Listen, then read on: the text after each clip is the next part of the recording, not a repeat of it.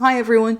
I'm a bit flustered because I'm trying out things today. This is a big experiment, and this is a kind of training that I've never done before. Usually, well, it's not really a training actually. Tonight, I just want to hang out, with anyone who wants to come in, and philosophize, I suppose. Just thinking a bit about the topic that I announced earlier, that power and relationships, and what is this thing about power that makes it so very interesting, so very intriguing, that we it's almost irresistible in a way. We feel drawn to we're just going to pop up this which is the reminder of the ship.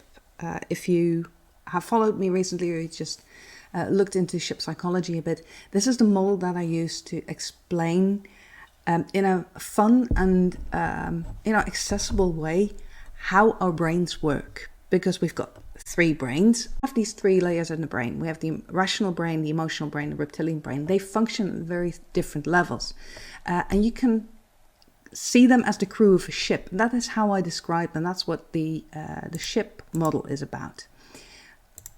And that's this.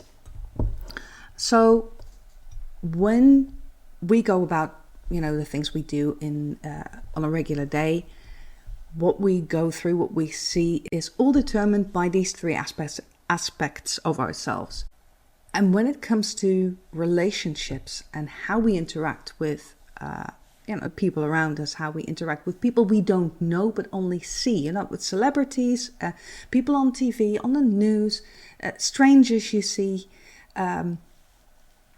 maybe just on the train, or when they're giving a presentation, you've never seen this person before, but there is you have feelings about this person, and they may not be very strong feelings, or they may be very strong feelings, but you're trying to socially gauge them, which is the first mate, and you try to calculate, okay, what does this person mean to me? What do I have to do with what they say or what they do? I believe them, but why do I believe them? Should I believe them? Can I risk not believing them? That's the captain's side of that effect. But the deckhand, that reptilian brain, has an enormously strong undercurrent. That part decides, what gives you the gut feeling, can I trust this person? What do I do with this? What do I feel drawn to them? Do I feel repulsed? When you feel drawn to someone, that means that there is a response there, and there is a response from all three layers of your brain, all three parts of you. So your entire crew, your captain, your first mate, and your deckhand are all involved in this. And the interesting thing, and that's what this discussion is about, and that's what I wanted to just think out loud about tonight, is I jotted it down in 3 notes just to keep myself on track, because my first mate got off on a tangent if I don't have something visual in front of me to to keep me on track. So it's often said that power eroticizes. So power is sexy. It's when someone is powerful, they just draw other people to them like a magnet.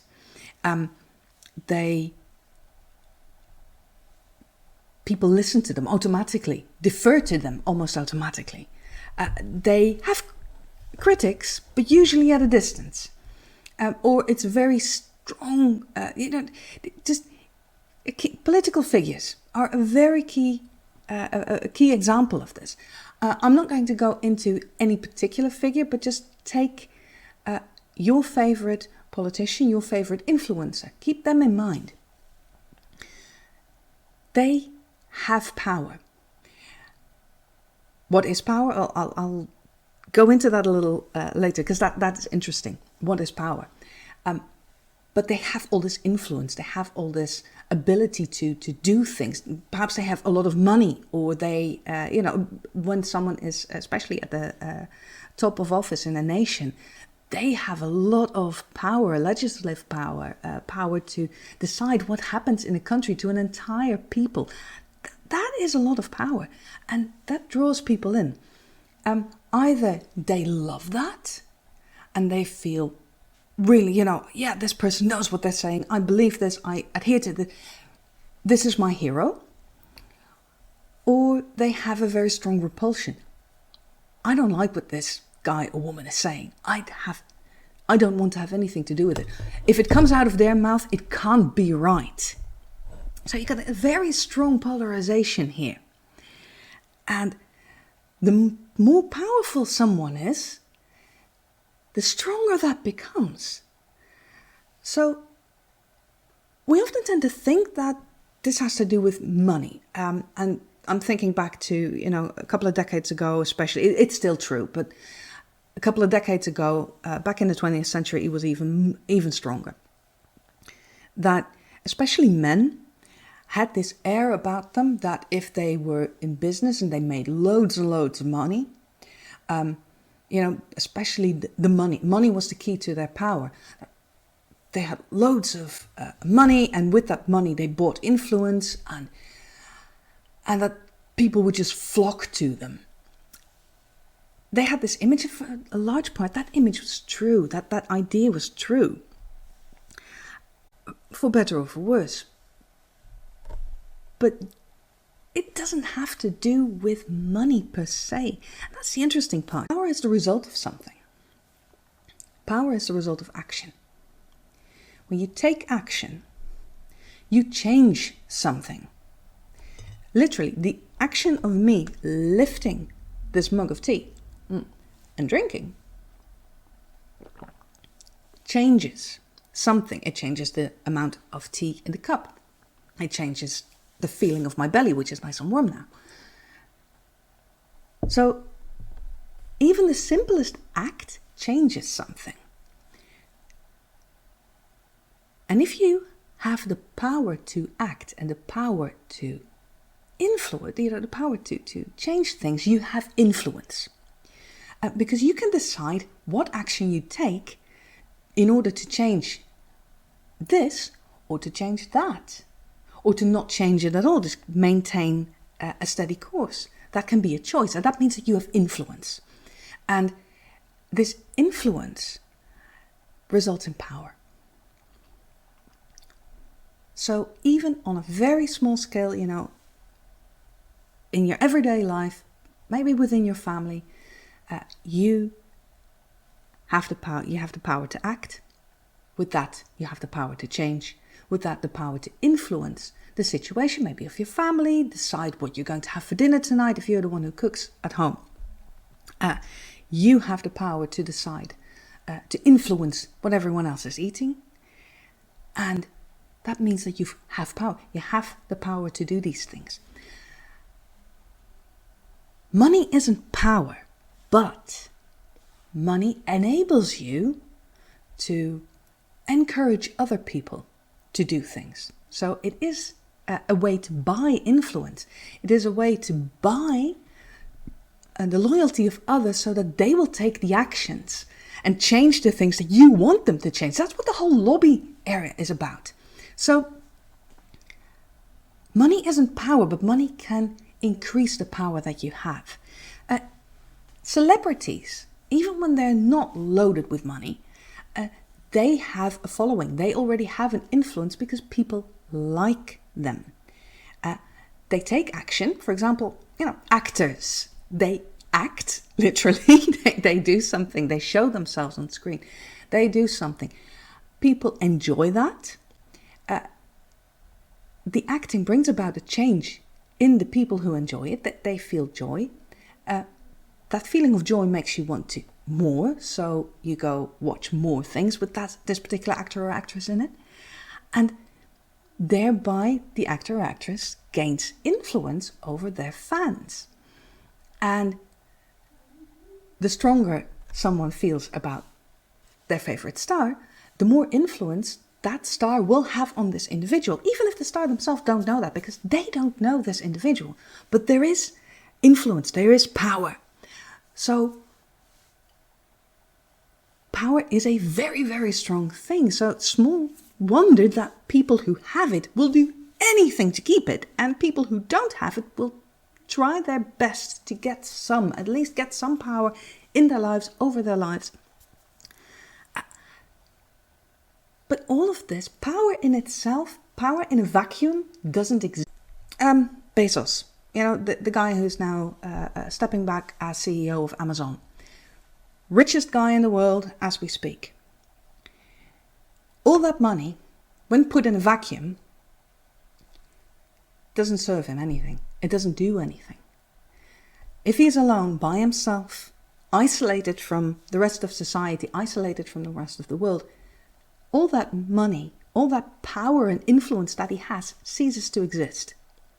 So, power comes from interrelationships. So, you can't have power without relationships with other people.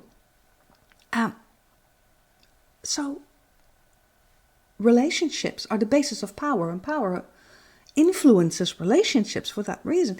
And that, which is, of course, very obvious when you look at the very physical influence, where one, for example, in a marriage, one of the spouses is physically stronger, is much more aggressive than the other spouse.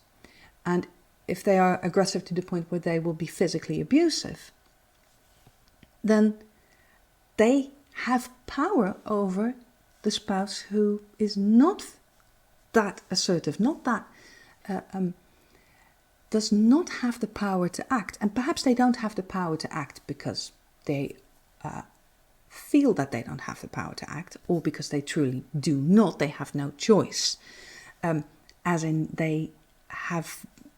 they're completely dependent on the abusive spouse. When that happens, you get, a mismatched power dynamic, because one has all the power, has all the influence, and they can act, and they will act. And the one who does not have power is powerless. And we see the same pattern again here. Someone who is powerless, who has no influence over the situation that they're in, because they cannot change it. They cannot change it because they cannot or do not act. They freeze. They take the blows, take the beating, take whatever's coming, absorb it, as it were, with all the damage that does. But they do not act. They don't hit back. They don't leave. Fight or flight response. They don't. They just take the beating. And that is powerlessness. Now, that in itself is something very interesting to look at. And, since we've got plenty of time, I'm not on the schedule.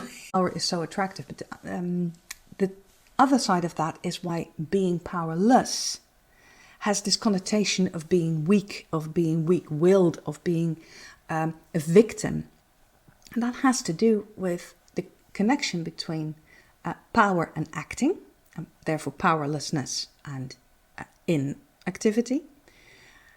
And the fact that neither can exist if not for the relationship that connects them. So there has to be a relationship between people for there to be either power or to be powerlessness. Because even someone who is completely powerless, when put in a vacuum, that powerlessness has no meaning. Same as power and money and everything that we have associated with power has no meaning when it's put in a vacuum. So it needs that relationship. Power and powerlessness, therefore, very much influences how our relationships form. Now, back to what I originally wanted to talk about is how come that power is so incredibly sexy, that we feel on a very primal level drawn to people with power. Sexy, it's a primal thing, it's a primal attraction. And that means that it doesn't come from the captain. You can look at a politician and think rationally, well, these policies I agree with, these policies I don't. That's a very objective way of looking. It's very rational, cold, calculated. That's the captain. That's this part of our brain. So this whole effect of power does not affect the captain. In fact, the captain may well be in the background shouting, look, what the hell are we doing? Why are you following this guy or this woman? Why are you believing this stuff? Because you don't really believe that. You know this is not true, what they're telling you. So why do you accept it as truth? Because it doesn't happen on a rational level. It happens on an emotional level. And power is a social construct. So it makes sense that it plays heavily on our social empathic mind. So our first mate is the first part of us who feels, oh, but this person, they know what they're doing. That this is cool. I like this. I like being associated. I like thinking about them. I like watching them work. I want more of this. And that is that's a hormonal response. It's the same kind of happy endorphin response that you get when when you see a puppy and you want to cuddle a puppy. Oh, sweet puppy. Or maybe you're more of a cat person. Think of that puppy, think of that kitten, and it's just so cute, and you just... It's the same kind of hormones that make you like a person with power. The reason that you feel drawn to them because you have that endorphin reaction, and endorphins are very, very addictive. Our first mate is the part of us that is very susceptible to addiction. That is not the deckhand. The deckhand is our direct connection to the body. And yes, there are things that cause physical reliance on certain substances, but the core of what addiction is and what causes addiction is in the first mate. Because the first mate, when they like something, they want more of it. Loads and loads more. More the better. So they want to associate themselves. You want to associate yourself with this person who gives you that feeling. That is what fandom is all about. And that's that's still an effect that happens on a brain level that we're well aware of during when we're awake. It's not really a subconscious thing because you're aware that this is how you feel. The real kick is in the primal brain, because the primal deckhand has this yes, no, it's good, it's not good. And they're very single-minded. When they have made their decision that something is good, or that, okay, this is what we need, this is what we want, this is what we're doing. The deckhand is also the part of you that acts. The captain thinks, the first mate feels. The deckhand, our connection to our body, is the one who makes the physical action. So there's the attraction that the first mate experiences based on this person makes me feel good. I like being associated with that. I want more of this. And the deckhand's saying, yeah, I agree. I like what they're doing. They make first mate feel good, and they act. They speak a language that I understand.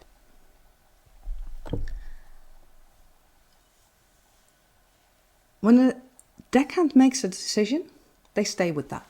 They stick with it. For them, something is or is not. That part of your brain is really that simple. It is good or it is not good.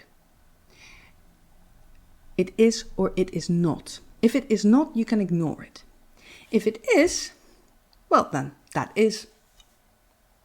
No two ways about it. No discussion. No, that is. So with the first mate and the deckhand both being in favor of this person is great, that gives the captain very little leeway to say, yeah, but, maybe he's not morally entirely correct. That's okay. That doesn't matter. What do you mean that doesn't matter? As is the first mate, doesn't matter. I want more of this. I want more of this.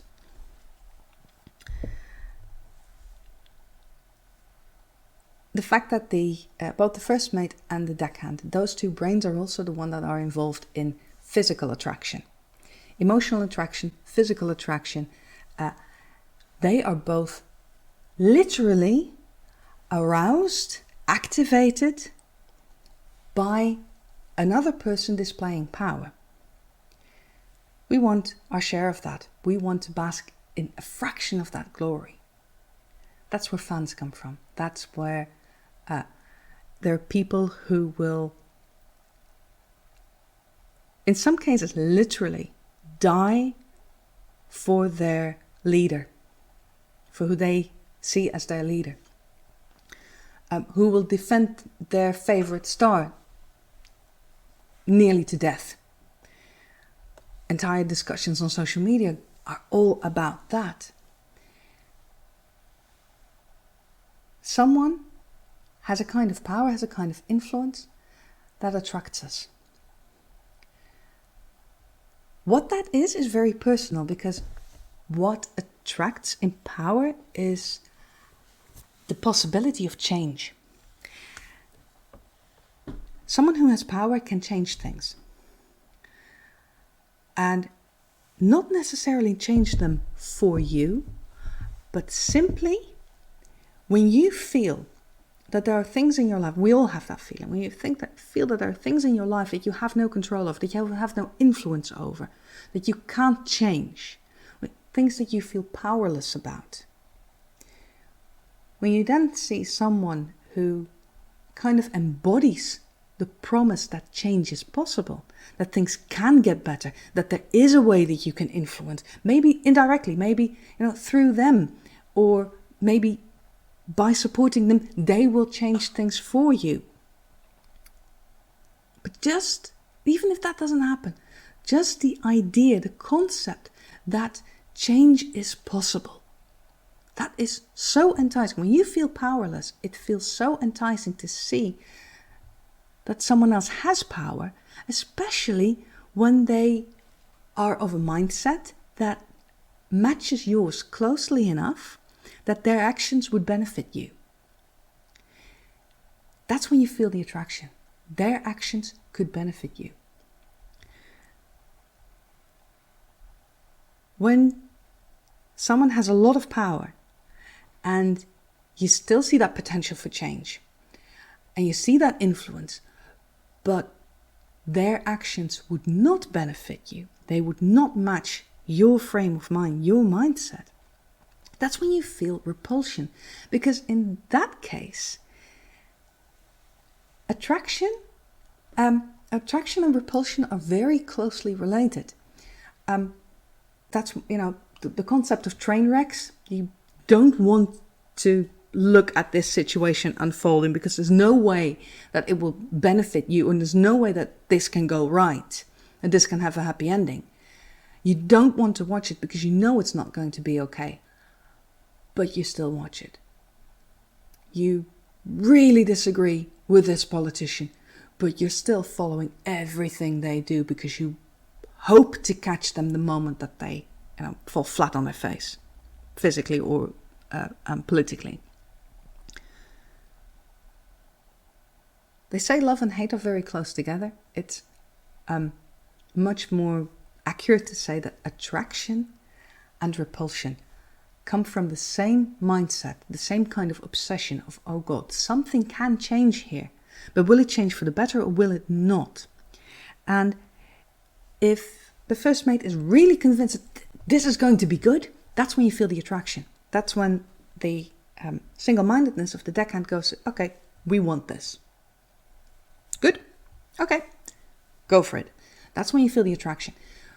When the first mate thinks, okay, this is, no, actually, I'm scared of what's happening here because this person is changing things, can change things, has this power, but I'm not sure what that's going to mean for us, and that's scary. That's scaring me, regardless of what the captain tells you that, this is not going to affect us, it's going to be okay.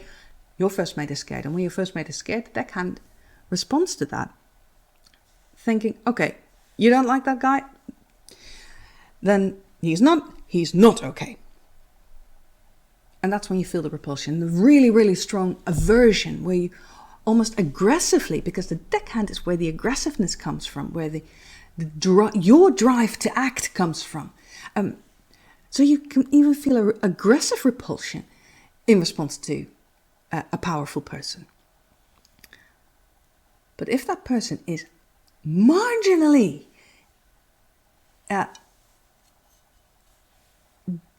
morally directed and in a way that your first mate can relate to, something that your first mate wants, that's when you feel attracted to that person. And you can't help it, because the deckhand has made the decision.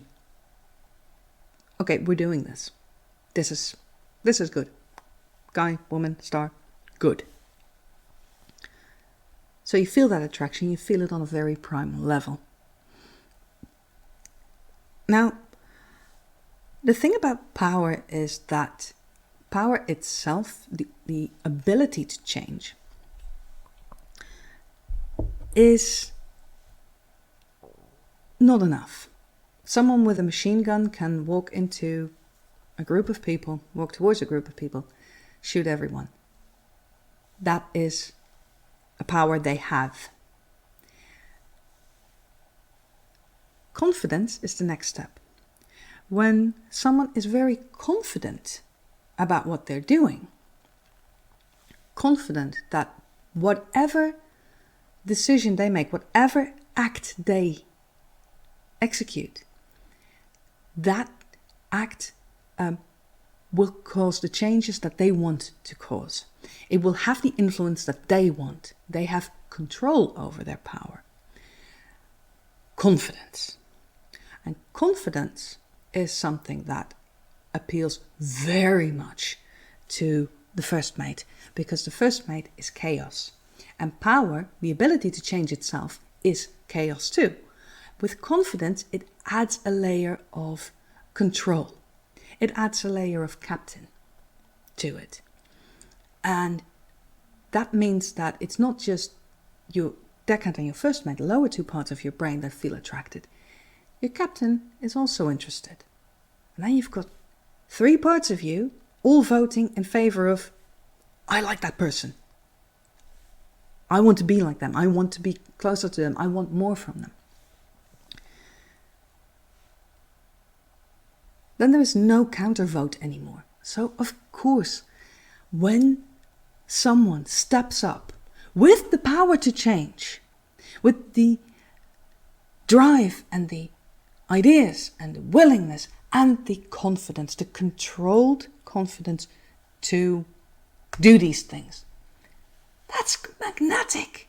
You've got no part of your brain is going to argue with that. That's just brilliant. Go for it. I want that. And you literally cannot help but feel attracted to someone like that. Of course, if you're not repulsed by them. But that becomes a very clear line. Either you really like them or you feel repulsed. The middle road of, I'm really indifferent about this.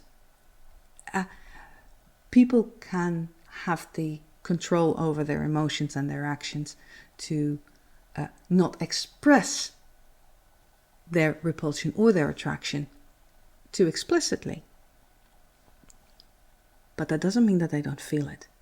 And that is the whole concept of polarization, what we've been talking about across the world for the last couple of years. The polarization that happens is the more confident someone is that they can affect the changes that they choose to, the more people respond to them with either, oh yeah, good, that's a good idea, I like that, go do that. Or they say, no, I don't want that. I honestly don't. How can you even think about that? And here too, because when the confidence comes in, the captain comes in. So there is no rational argument anymore to change sides. The stronger that those feelings are, the smaller, the narrower that middle ground of, either way is good with me. It doesn't happen anymore. Everyone has an opinion. First mates are very, very quick with opinions, and deckhands, especially when the emotional charge is very strong, are very eager to join in, and that kind of leaves the captain say, nah, I you can't change your mind anymore because the part of you that wants to change your mind is completely outvoted by the rest. So that is something that we've seen happening in recent years. How confidence can cause that polarization, but can also,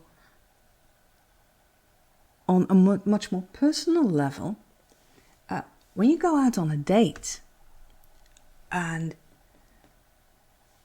you're dating someone who has a good job, has a job where they have a lot of influence on their surroundings. Maybe they are a manager somewhere, meaning that they have influence on the people who, on the employees who work for them, which is a kind of influence, which is a kind of power. Maybe they are extremely good at something. That's an interesting one, because when someone is extremely good at what they do, then it's not just power, it's not just the ability to influence things, to act on something. It's not just the confidence that they can affect that change. They actually do. Competence. Not confidence, but competence. And competence is the apex of power. Because it means, it goes full circle. So where just having power, having the ability to change things is an act in itself that will, our deckhand responds to that and, I like that. I'd want that too. Control, because control is actually another word for having influence on your own life, having influence over a certain situation and being certain that you can influence that in the way that you want it to influence. So the power itself, it speaks to the deckhand. It speaks even more strongly to the first mate. The confidence speaks to the captain. And then when that power, that raw drive, that ability to change goes through the filter of confidence, where you can direct that ability to change. And then you come back, as it were, to the deckhand, where you actually perform that act and it has the desired results as you were confident it would, and you come full circle. Power, confidence, and action. Because competence means you're good at something, and to be competent simply means that whatever you want to change, you know how to change, you have the means, the power to change, and it also has the desired results. You know how to actually do it. It's not just bluff. Confidence can be hot air. You can be very powerful and have confidence that you can do everything that you wish as you want it. But if it isn't followed up by an actual action that actually changes something in the direction that you wanted it to change, it's a lot of hot air. The confidence in itself is a lot of hot air. It's enticing, it's magnetic, you feel drawn towards it. But it's in the competence, making the whole thing go full circle, making the whole thing of power go full circle. That is where the real essence of power is, because competence is absolutely irresistible. When you follow a star who is, you're a fan of them, and they have all this influence. They have this ability to actually have the ability to entertain you. They have the ability to speak to your emotions. They connect with you on an emotional level. They're just doing the job on screen, but you have this connection with them. And they have the confidence that whatever role they take on, they do the best possible job that they can. and they're absolutely fantastic. They blow it out of the water. Whatever it is, it can be comedy, drama, screwball, high action adventure, whatever it is you give them, they know how to deal with it. They know how to make the most of it. They deliver the change that they promise. So they have the confidence that they can do that. They may not feel that confidence themselves, but you feel the confidence that they know what they're doing. And then they also deliver. They don't just look the part. They don't just... you don't just have this feeling that, oh, this is going to be good. This movie is going to be good because my favorite actor is in it. They deliver. Competence. It comes full circle. And that gives a sense of satisfaction that runs through all parts of your brain. It's not just a hormonal high. It's not just a cerebral, rational satisfaction. It's an actual sense of, yes, this is how things are supposed to be. This is good. The whole ship agrees with the deckhand. This is good. When you are, even when you're not in direct contact with these people, but when you see a person like that, it's irresistible. You cannot not like them. You can have misgivings about certain other aspects of their character, or certain things they have said that you don't agree with. But that all stays very cerebral. It doesn't affect your faith in them. So this attraction, it actually can give people faith in a certain person, regardless of all the other things that happen. That's why some fans will stand with their celebrity, even when all kinds of horrible things come out, and they still say, no, yeah, I know that happened, but I still like them. I still think this person is a good person. The whole world may be outraged about a certain, about a political leader, but the people who are true, who have faith in that person, will stick with them no matter what.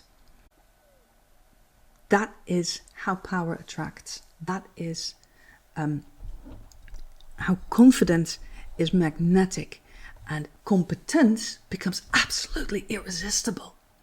It's actually a biochemical, neurological given that this will happen, because this is simply how our brains are wired. This is who we are. And of course, certain individuals will be able to withstand that, or they will not have that kind of response to a person. But on the whole, the majority of people, they will feel that. They will feel this cycle of power and confidence and competence. And they want more of it. So they will defend it to the ends of the earth, because this is what they want, this is what they believe in, this is what they have faith in. Could you say that to a certain extent this same mechanic is also the basis of religion? I suppose so. I suppose that in some cases, maybe the majority, I don't know, I'm thinking out loud here. But I think it's entirely possible that religious faith of people is, for a large part, determined by not the book that they adhere to, not the teachings that they adhere to, but to those who are teaching those teachings. So the priest, or the rabbi, or the imam, or the monks, or whoever is, even the shaman, It doesn't matter. It doesn't have to be a established religion. It could, in any natural religion, there is a spiritual leader, and the spiritual leader is attributed with a power, with the ability to change, to act, to influence by communicating with God or the gods, or by placating them, or passing on messages, telling people, how to live your life. There's always this intermediate. And it's the power of this intermediate, this spiritual leader, that determines how strong people's faith are in those specific teachings. Through this leader, you make a connection with a higher belief and higher. Having faith in someone means that you believe that they have the power to change something. So the belief that people have in a particular person increases their power, because it increases their ability to influence others. A star who's just starting out, the more fans they gather, And that's simply because the fans that they do have, who are, real hardcore fans, and they absolutely love this star, that increases the star's influence, the celebrity's influence on the population on the whole. So more people will see that power, be attracted to it, see, have the confidence that this is going to work for them too. And then when the star then also delivers, that increases the circle. And I think that is something similar to what you can see in religious communities and in every kind of human faith. Because ultimately, faith is also something that we share as a community, so it's a social thing as well. And power needs a social surrounding, a social setting to have any meaning. We've been discussing about politics and celebrities now, because that's a very obvious place where you can see it. And how does it affect your personal relationships? Let's stay closer to home. When a child looks at their parent is powerful. Their parent decides when they go to bed. Parent decides what they eat, when they eat. Clean clothes, house, all that.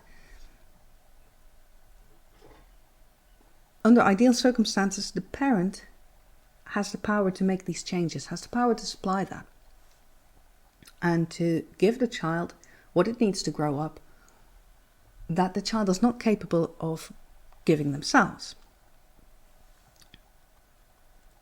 And that makes a parent powerful in the relationship between a parent and a child.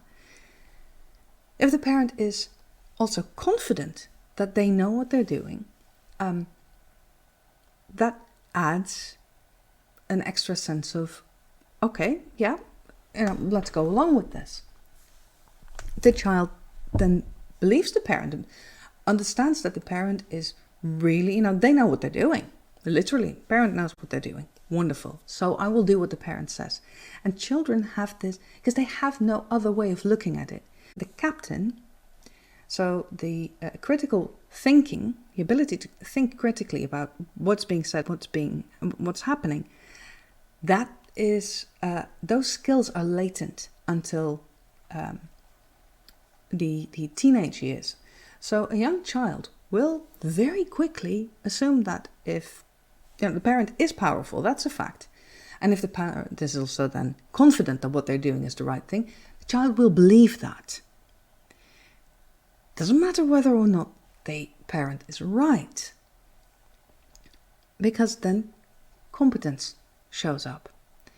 If the parent is confident that certain bad things are going to happen if the child does something wrong, and the child accidentally does something wrong, and everything that their parent predicted doesn't happen, the child can start wondering, hold on, what is happening here?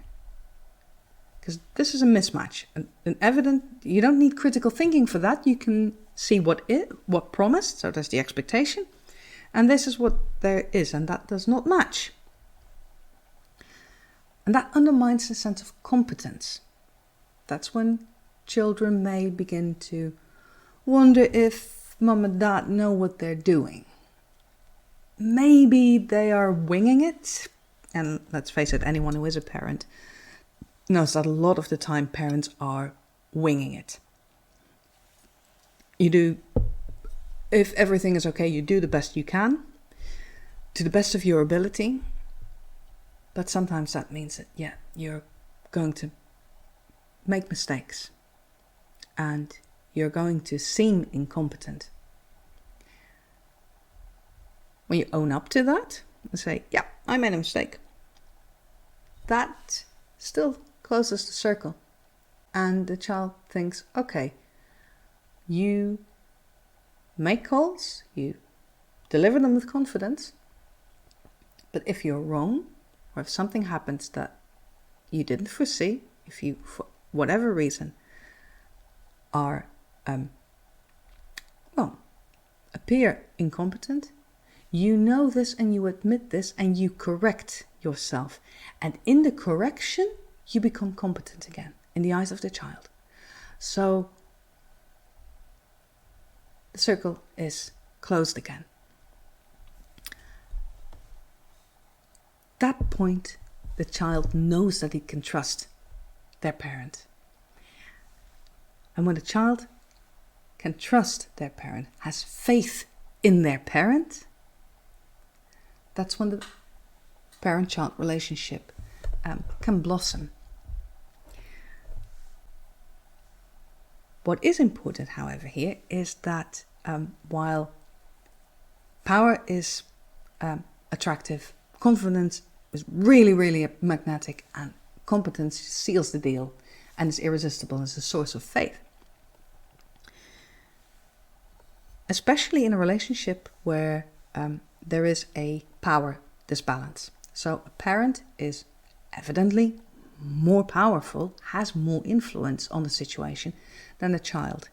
A boss has evidently more influence on the work environment, the work distribution, the deadlines. Has more influence on the whole work environment than their employees do.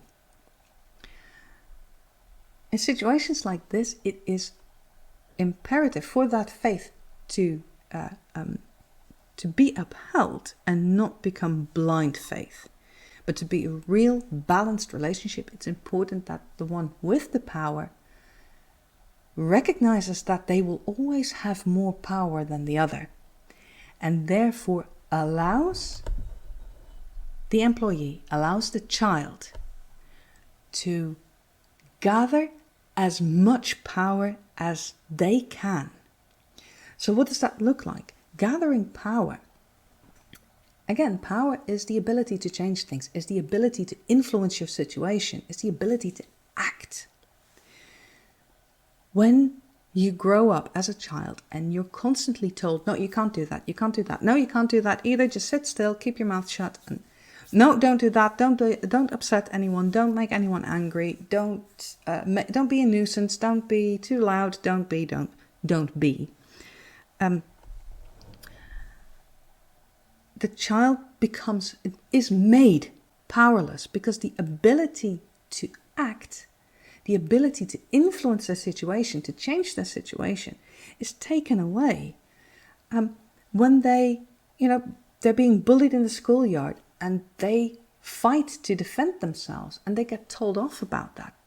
They're taught you can't act. When you're being attacked, you can't act. You can't change that. Just take the blows, but you can't change that. And that is powerlessness, but that's a learned powerlessness. So what a good parent, a good boss should do, in my opinion, is give the employee as much power, as much influence as possible. So Sure, okay, you can't let your toddler make important decisions. Absolutely, no, you can't. But you can give them the choice between, do you want, you have to eat your veggies, but do you want these veggies or do you want these veggies? Which one do you want me to prepare? Which one do you want me to cook for your meal? Children who are given a choice, given power to decide their meal, are much more likely to actually eat it because it was their own choice. Even if they don't like it, it was their choice. If the choice was forced on them, they are much more likely to resist. But small ways in which you give them power, give an employee the freedom, this is the framework in which your work needs to be done. However you do it, I trust you to get it done. By the end of the day, this has to be finished. If you get it done in an hour and then don't do anything for the next 7 hours, that's for you to decide. This is the parameter. You have control over how you do your job, how you get there. This is the goal, but you decide how you get there. Give them freedom to develop their workspace, to add photos, add the whole idea of a clean desk policy where you don't know where you're, from one day to the next, you don't know what your workspace will be. There's nothing about your workspace that's personal. You're just always in transit. That is a very powerless feeling because you have no influence over where you sit. You have no influence on your work environment, your immediate surroundings. So giving people their own desk and the freedom to add personal touches is a way that they can act to change and influence their environment. And that's a form of giving them power. It's a very small form. But combining different forms of empowering people, because that's what you're doing at a moment like that, makes them happier because they have influence, they have power, they have a say in things. And it doesn't have to be the final say and it doesn't have to be a major vote, but they have a say in things. They are being heard. And that acknowledgement gives them power, gives them the feeling that they too have at least some control over their life, which means that they will be much more willing to obey orders when those orders do come from the person in power. But they also feel more confident because, they have this power and they can use that to feel more confident. And in their confidence, grow, do their job and do the things that they are permitted to do, that they have the power to do, and be competent in doing that, which in turn gives the parent or the manager faith that the child or employees knows what they're doing and they can be trusted with this. So there's all of a sudden mutual faith. And mutual faith like that gives such a boost to a good relationship. That's the very basis of a good relationship with each other. A relationship isn't just a one-way street. There will always be disbalances in power. There will always be people who, for whatever reason, because of their position, because of their money, because of their knowledge, because of their skills, they have, in certain situations, more power than others. That will happen. But by understanding that the fact that you have the power to change things does not necessarily mean that the other person or a other person should not have the ability to change their life, to have an influence on their life, then there is no power balance, not really. Because you have influence over your life and the other person has influence over their life. Because the aspect of what makes power so attractive, the danger in that is that, especially when there is a measure of faith already from one person to another, not necessarily, but not reciprocating, is that if you have faith in someone who has more power than you, it is very easy to give them more power, meaning that you relinquish your own power. You relinquish the fact that you can change your own life. You see that in learned powerlessness, where a child or an abused spouse will say, I can't change this, this is my life, I will always be the victim, there is no way that I can get out of this. That is not objectively true. It feels true, and to them they have given this other person that power. They've not given the other person more power, but they have relinquished their own power. They've relinquished their own ability to take control over their life, to influence their own life. And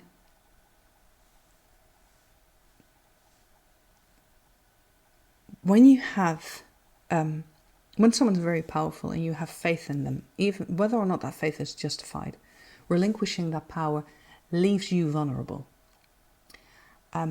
Because at that point you come to a place where this person of power is so important that nothing is allowed to happen to them. Because if something happens, if anything happens to them,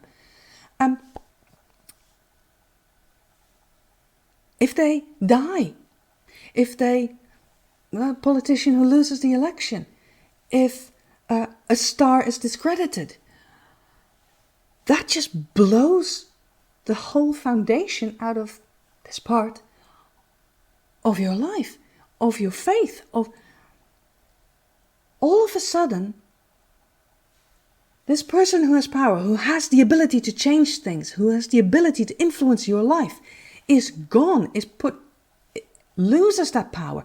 That means that it automatically flows back to you. And what happens in learned powerlessness, but also in people who have blind faith in someone else, in something outside of them, is that the moment that the power to control their own life flows back to them, they panic. Because they have no idea how to handle that, and that is super, super, super scary. This is something that happens in people who've been abused, who've been traumatized. They are so used to not having control that the very idea that they might have any kind of power over anything in their life is completely just inconceivable. It's not possible. How could it be possible? It's not allowed to be possible, because if it were possible, that means that they have power, and that means that something fundamental that they believed about themselves, namely that they were powerless, that this fundamental belief is no longer true. And that is, in a world where everything is already scary because of everything you've been through, because you feel so powerless, it's even more scary to find out that maybe you are not.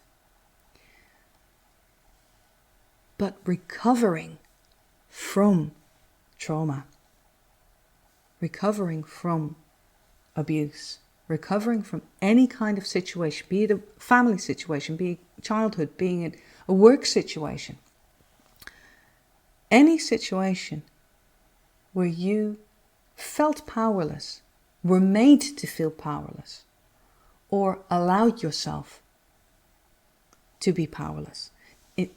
The only way to get out of that is to realize that you are relinquishing your ability to act. And if you take that back, because it is yours to take back. Abusers have this tendency to tell you that you're powerless, tell you that you have no influence and no choice. And it's a myth that they tell their victims. It's a myth that makes them feel stronger. So they want to uphold that. People with power will do anything they can to hold on to it or grow it. And that is what abusers do. And the people who have been abused don't realize anymore, after a while they don't realize anymore, that they can take that control back. They can take back their power to change things in their lives, even small things. Yes, you can make your own decisions about what you want to eat. Yes, you can make decisions about what clothes you wear, how you dye your hair or not, how you dress, what you do, how you speak, what you speak, who you hang out with. That is inherently your own power. It's your body, it's your life. And you inherently have the power to influence that. Because it's you, because it's part of you. Realizing that and taking back that power that you've relinquished, that ability to act as you see fit, that is when trauma recovery becomes possible. And it's a difficult thing. It's very, very difficult to, when you've learned that you're helpless, when you learn that other people are always more powerful than you, to accept that maybe, initially in a very tiny way, and eventually, on a larger scale, you have power too. You have power too. Which means that you are attractive to others. There will be people who see your power, see that you have this ability to change. And they will feel attracted to you, maybe as a spouse, as a relationship partner, or as friends, co-workers who come to you and ask you for help because they see that you have power over your life, over what you're doing. And the more you have that, the more you cherish that, the more you will feel confident about the decisions that you make, feel confident about that if you decide to make this action, that will have the desired effect, that if you make this decision, this will be the result. That, someone who has a lot of difficulty believing that they can make healthy meals for themselves, who makes that decision to, okay, I'm just going to try. And in trying, you see, every time you try is an act, and every act is a change, is an influence on your life, because every act is a new meal, and that new meal has an influence, and that makes you feel better, and it makes you feel more competent, because you're learning the new skill of cooking for yourself. And then you become confident that, I can cook for myself. And eventually you become so competent, and when you say, well, today I want to make this for myself, I'm confident that I can make that. And you do. And that's when you have faith in yourself, faith in your own abilities. That is when you take back control over your life. And that power that you have over yourself, that power that you have over those bits of your life, that shows. That confidence shows. And if power is attractive, confidence will draw people towards you. So suddenly you'll have friends who fit with you, because they will only be attracted to you. Like is attracted to like. So they will only be the people who have a rapport with you, whose first mate says, oh, I like that person. I like that person. I want more of that person. I want to be in that person's company. So you get friends who match with you, and they will see that you are competent in what you're doing. Even if you don't always feel competent, but that doesn't matter. Remember what the parents said? If something doesn't work out, just admit, okay, this wasn't my finest hour. This wasn't the best meal I cooked. Next time I'll do better. And yes, your friends say, we know that because we have faith in you. And that is how you regrow the relationships, by taking back power. Tiny bit of power, because it starts with just one fraction. And if you ever have the feeling that power is something that other people have, I know you have no power, you're powerless because you don't have money. That's, especially in the world we live in, that's an understandable idea. It's understandable that is where you come from, that's what you think.